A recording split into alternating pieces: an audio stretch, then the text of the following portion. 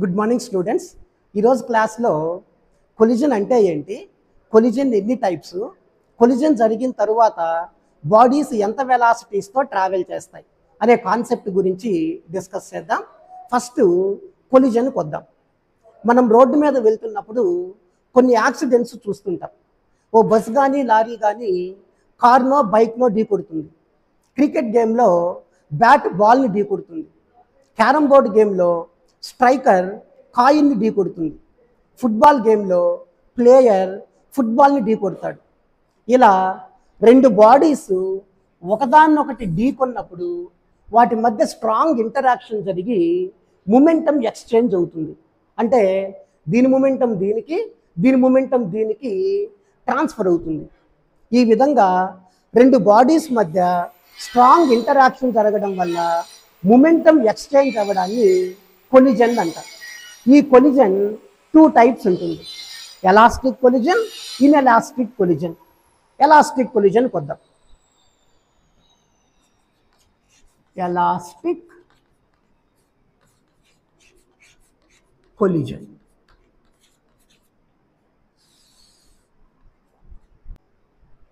ఏ కొలిజన్లో అయితే momentum, kinetic energy రెండు కన్జర్వ్ అవుతాయో ఆ కొలిజన్ని ఎలాస్టిక్ కొలిజన్ అంటాం.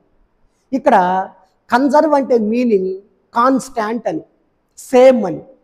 అంటే కొలిజన్ జరగక ముందు ఎంత టోటల్ మొమెంటం ఉంటుందో కొలిజన్ జరిగిన తర్వాత కూడా అంతే టోటల్ మొమెంటం ఉంటే మొమెంటం కన్జర్వ్ అయింది అంటాం. అలానే కొలిజన్ జరగక ముందు ఎంత టోటల్ కైనెటిక్ ఎనర్జీ ఉంటుందో కొలిజన్ జరిగిన తర్వాత కూడా అంతే టోటల్ కైనెటిక్ ఎనర్జీ ఉంటే కైనెటిక్ ఎనర్జీ కన్జర్వ్ అయింది అంటాం. ఈ విధంగా మొమెంటం, కైనెటిక్ ఎనర్జీ రెండూ కానీ కన్జర్వ్ అయితే ఆ కొలిజన్ని ఎలాస్టిక్ కొలిజన్ అంటాం. ఎలా డిఫైన్ చేస్తాం? The collision in which both momentum and kinetic energy are conserved is called elastic collision. రాస్తాను. The collision in which both momentum and kinetic energy are conserved is called elastic collision.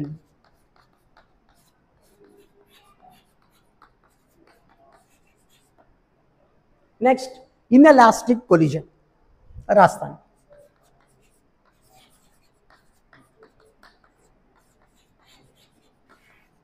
Inelastic collision ఏ కొలిజన్లో అయితే momentum మాత్రమే conserve అయ్యి kinetic energy conserve కాదో ఆ కొలిజన్ని inelastic collision అంటాం. అంటే కొలిజన్ జరగక ముందు ఎంత టోటల్ మొమెంటం ఉంటుందో కొలిజన్ జరిగిన తర్వాత కూడా అంతే టోటల్ మొమెంటం ఉండాలి. అప్పుడు మొమెంటం కన్జర్వ్ అయింది అంటాం. కానీ కొలిజన్ జరగక ముందు టోటల్ కైనెటిక్ ఎనర్జీ ఒకలా ఉంటుంది, కొలిజన్ జరిగిన తరువాత టోటల్ కైనెటిక్ ఎనర్జీ వేరేలా ఉంటుంది. అప్పుడు కైనెటిక్ ఎనర్జీ కన్జర్వ్ కాదు. అటువంటి కొలిజన్ని ఇన్ఎలాస్టిక్ కొలిజన్ అంటాం. అంటే ఎలా డిఫైన్ చేస్తాం? The collision in which only momentum is conserved but kinetic energy is not conserved is called inelastic collision. అదే రాస్తాను. The collision in which only momentum is conserved but kinetic energy is not conserved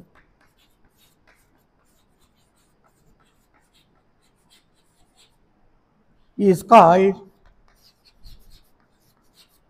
inelastic collision.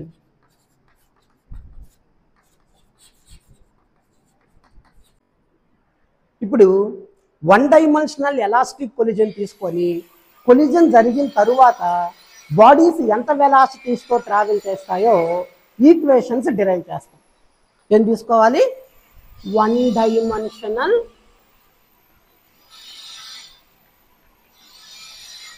Elastic collision.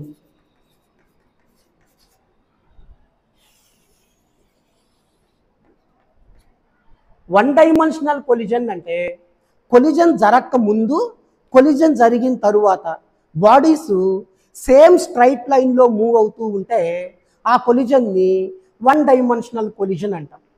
So ఇక్కడ మనం ఒక same straight line ఒకటి తీసుకుందాం. ఈ straight లైన్లో రెండు బాడీస్ ఇలా ఉన్నాయి అనుకుందాం. ఇది ఫస్ట్ బాడీ కాబట్టి దాని మాస్ని m1 అనుకుంటా. ఇది సెకండ్ బాడీ కాబట్టి దాని మాస్ని m2 అనుకుంటా.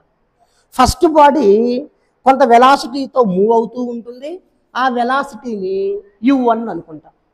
సెకండ్ బాడీ రెస్ట్లో ఉంటుందని తీసుకుంటాం కాబట్టి దాని వెలాసిటీ 0 అయిపోతుంది. సో కొంతసేపటికి ఈ బాడీ ఈ సెకండ్ బాడీని కొలైడ్ చేస్తుంది, అంటే రెండిటి మధ్య కొలిజన్ జరుగుతుంది. కొలిజన్ జరిగిన తరువాత రెండు బాడీస్ కొంత వెలాసిటీస్తో మూవ్ అవుతాయి కాబట్టి ఫస్ట్ బాడీ మాస్ m1 అవుతుంది, సెకండ్ బాడీ మాస్ m2 అవుతుంది.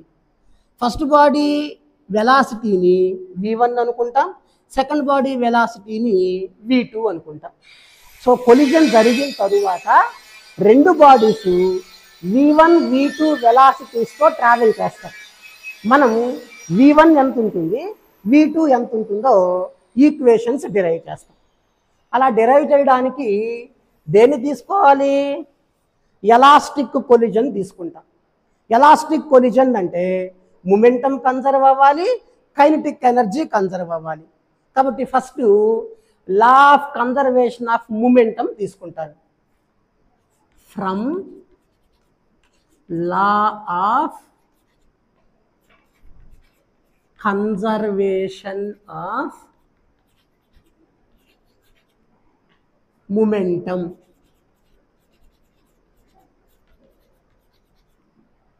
లా ఆఫ్ కన్జర్వేషన్ ఆఫ్ మొమెంటం అంటే కొలిజన్ జరగక ముందు ఎంత టోటల్ మొమెంటం ఉంటుందో కొలిజన్ జరిగిన తర్వాత కూడా అంతే టోటల్ మొమెంటం ఉండాలి. కొలిజన్ జరగక ముందు టోటల్ మొమెంటం రాద్దాం. మొమెంటం అంటే మాస్ ఇంటూ వెలాసిటీ. ఈ బాడీ మాస్ m1, దాని వెలాసిటీ u1 కాబట్టి దాని మొమెంటం ఏమవుతుంది? m1 u1. అలానే రెండో బాడీ మొమెంటం రాయాలి. రెండో బాడీ మాస్ m2, దాని వెలాసిటీ 0 ఎందుకంటే రెస్ట్లో ఉంది కాబట్టి వెలాసిటీ 0 అయిపోతుంది. 0తో దేన్ని మల్టిప్లై చేసినా మొత్తం 0 అయిపోతుంది కాబట్టి సెకండ్ బాడీ మొమెంటం 0. మనకి టోటల్ మొమెంటం కావాలి కాబట్టి ప్లస్ పెడతాం. అలానే కొలిజన్ జరిగిన తరువాత టోటల్ మొమెంటం రాద్దాం. కొలిజన్ జరిగిన తరువాత first body momentum m1 v1 అవుతుంది, m1 v1. అలానే second body momentum m2 v2. Total momentum కావాలి కాబట్టి ప్లస్ పెడతాం. ఇదేమో కొలిజన్కి ముందు టోటల్ మొమెంటం, ఇదేమో కొలిజన్ జరిగిన తరువాత total momentum. Conservation of momentum అంటే రెండు ఒకదానికొకటి ఈక్వల్గా ఉండాలి కాబట్టి ఈజ్ ఈక్వల్ టు పెట్టాం. దాన్ని లా ఆఫ్ కన్జర్వేషన్ ఆఫ్ మొమెంటం అంటాం. ఇప్పుడు 1 టర్మ్స్ అన్నీ ఒక పక్కకి, 2 టర్మ్స్ అన్నీ ఒక పక్కకి తీసుకెళ్దాం.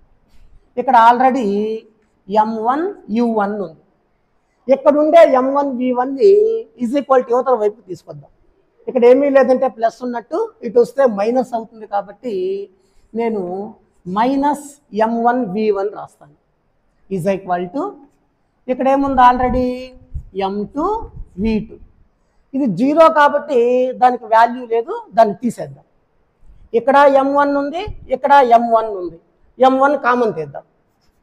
m1 కామన్ తీస్తే u1 మైనస్ v1 వస్తుంది is equal to m2 v2. దీన్ని ఫస్ట్ ఈక్వేషన్ అన్నాం. అలానే ఎలాస్టిక్ కొలిజన్లో మొమెంటంతో పాటు కైనెటిక్ ఎనర్జీ కూడా కన్జర్వ్ అవుతుంది కాబట్టి ఆ స్టెప్ రాద్దాం. From law of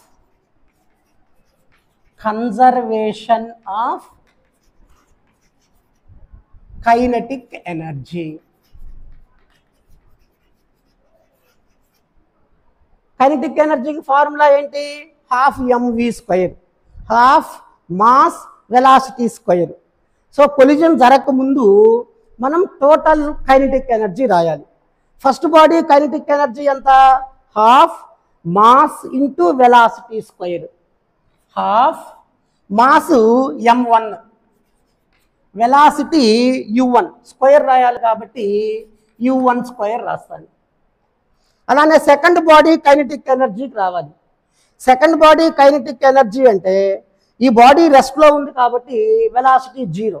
velocity zero అయితే కైనెటిక్ ఎనర్జీనే ఉండదు కాబట్టి జీరో రాసేస్తాను. టోటల్ కైనెటిక్ ఎనర్జీ కోసం ఇక్కడ ప్లస్ పెడతాం. అలానే కొలిజన్ జరిగిన తరువాత టోటల్ కైనెటిక్ ఎనర్జీ రాయాలి. ఈ body kinetic energy half mass అంటే m1, వెలాసిటీ అంటే v1, స్క్వేర్ రాయాలి కాబట్టి స్క్వేర్ రాస్తాం.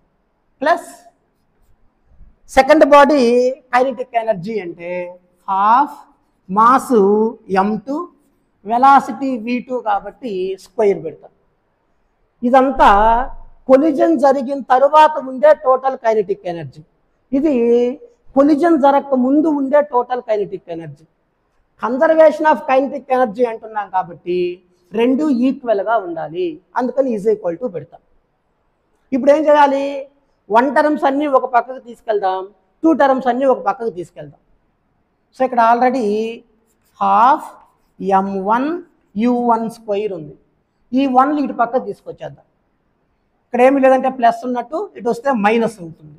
Half m1 v1 square is equal to ఇక్కడ already half m2 v2 square ఉంది. ఇక ఇది జీరో కాబట్టి దానికి వాల్యూ లేదు, దాన్ని తీసేద్దాం. ఇక్కడ హాఫ్ m1 ఉంది, ఇక్కడ హాఫ్ m1 ఉంది, కామన్ తీద్దాం. హాఫ్ m1 కామన్ తీస్తే u1 square minus v1 square వస్తుంది ఈజ్ ఈక్వల్ టు ఇక్కడ ఏముంది? Half m2 v2 square. ఇక్కడున్న హాఫ్ ఇక్కడున్న హాఫ్ క్యాన్సిల్ అయిపోతాయి. ఇంకేముంటుంది ఇక్కడ? m1 into u1 square minus v1 square is equal to m2 v2 square. దీన్ని సెకండ్ ఈక్వేషన్ అందాం. ఇప్పుడు మనం 2/1 చేస్తాం. 2/1 చేద్దాం. 2/1. 2 అంటే ఇది m1, ఇక్కడ u1 square minus v1 square ఉంది. ఇది a square minus b square ఫామ్లో ఉంది. a square minus b స్క్వేర్ని a plus b into a minus b రాయొచ్చు. ఒకేసారి రాసేస్తాను. a plus b u1 plus v1 into a minus b u1 minus v1 is equal to ఇక్కడ ఏముంది? m2 v2 square by 2/1 చేయాలి కదా, 2 రాసాం, by 1. 1 అంటే ఇది m1 into u1 minus v1, u1 minus v1. ఇక్కడ ఏముంది? m2 v2. ఇక్కడ ఏమేమి క్యాన్సిల్ అయిపోతాయి? m1 క్యాన్సిల్ అయిపోతుంది, u1 minus v1, u1 minus v1 cancel అయిపోతాయి. ఇక్కడ m2 క్యాన్సిల్ అయిపోతుంది, v2 క్యాన్సిల్ అవుతుంది. ఇక్కడ 2 ఉన్నాయి కాబట్టి ఒకటి క్యాన్సిల్ అయ్యి ఒకటి వస్తుంది. ఇప్పుడు ఏముంటాయి చూడండి? u1 plus v1, u1 plus v1 is equal to ఇక్కడ ఏముంది ఒక v2నే ఉంటుంది v2 దీన్ని థర్డ్ ఈక్వేషన్ అన్నాం. ఇప్పుడు ఈ థర్డ్ ఈక్వేషన్ యూస్ చేసుకొని v1కి ఏ ఈక్వేషన్ వస్తుంది v2కి ఏ ఈక్వేషన్ వస్తుందో ఈజీగా డిరైవ్ చేసేయచ్చు. ఇప్పుడు మనం v1కి వాల్యూ డిరైవ్ చేయాలి అంటే దాంట్లో v2 ఉండకూడదు. v1కి ఈక్వేషన్ డిరైవ్ చేయాలి అంటే ఆ ఈక్వేషన్లో v2 ఉండకూడదు. అందుకని v2 ఎక్కడొచ్చినా కూడా దాని బదులు ఈ వాల్యూ రాసుకుంటాం. ఈ వాల్యూని తీసుకెళ్ళి మనం 1లో సబ్స్టిట్యూట్ చేద్దాం. థర్డ్ వాల్యూని తీసుకెళ్ళి థర్డ్ ఈక్వేషన్ని తీసుకెళ్ళి దేంట్లో సబ్స్టిట్యూట్ చేయాలి 1లో సబ్స్టిట్యూట్ చేస్తే మనకి v1 ఎంత ఈక్వేషన్ వచ్చేస్తుంది. రాస్తాను. సబ్స్టిట్యూటింగ్ ఈక్వేషన్ 3 ఇన్ 1లో సబ్స్టిట్యూట్ చేద్దాం. ఇది 1 రాస్తున్నాను చూడండి. ఇక్కడ m1 ఉంది into u1 minus v1 is equal to m2 v2 ఉంది. v2 బదులు మనకేం తెలుసు u1 ప్లస్ v1 తెలుసు, అది రాసేసుకుంటాను.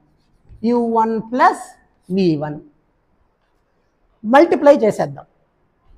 m1 u1 minus m1 v1 is equal to ఇక్కడ కూడా మల్టిప్లై చేసేద్దాం. m2 u1 plus m2 v1 v1 terms అన్నీ ఒక పక్కకి, మిగిలిన టర్మ్స్ ఒక పక్కకి తీసుకెళ్ళిపోదాం. సో ఇక్కడ v1 ఉంది, దాన్ని ఇటు పక్కకి తీసుకెళ్ళిపోదాం. ఈ టర్మ్ ఇటు పక్కకి తీసుకొచ్చేద్దాం. ఇక్కడ ఏముంది m1 u1, దీన్ని ఇటు పక్కకు తీసుకురావాలి. ఇక్కడ ఏమీ లేదు అంటే ప్లస్ ఉన్నట్టు, ఇటు వస్తే మైనస్ ఉంటుంది.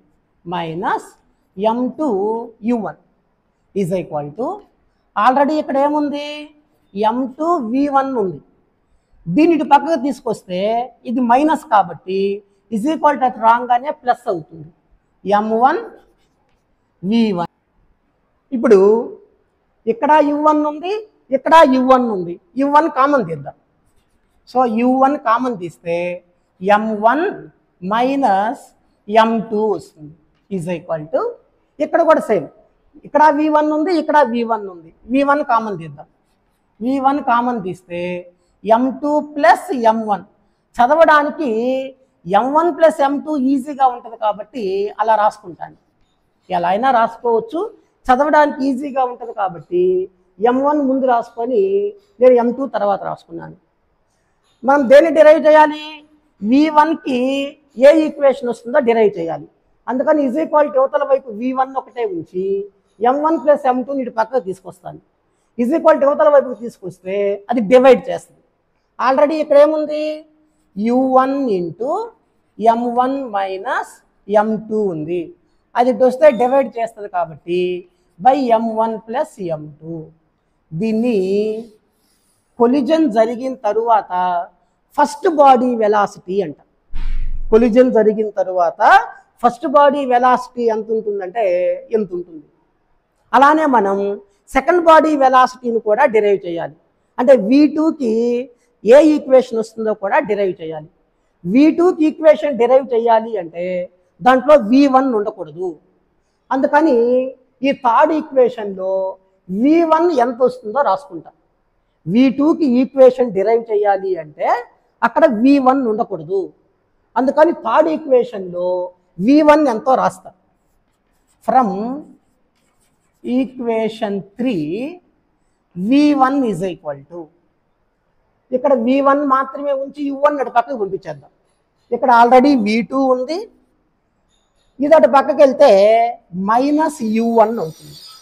కాబట్టి v1 ఎక్కడొచ్చినా కూడా నేను ఈ వాల్యూ సబ్స్టిట్యూట్ చేస్తే నాకు v2కి ఈక్వేషన్ వచ్చేస్తుంది. కాబట్టి ఈ వాల్యూని తీసుకెళ్ళి ఎక్కడ సబ్స్టిట్యూట్ చేయాలి ఈక్వేషన్ 1లో సబ్స్టిట్యూట్ చేయాలి. సబ్స్టిట్యూటింగ్ అబవ్ వాల్యూ ఇన్ 1లో సబ్స్టిట్యూట్ చేసేద్దాం. ఇది 1 m1 into u1 minus minus V1 బదులు ఈ వాల్యూ రాద్దాం. ఏంటి ఆ వాల్యూ? V2 మైనస్ U1 రాసేసాను. Is equal to M2 V2 multiply చేద్దాం. M1 ఇంటూ ఇక్కడ U1 ఉంది, ఈ మైనస్తో ఈ రెండింటిని మల్టిప్లై చేద్దాం.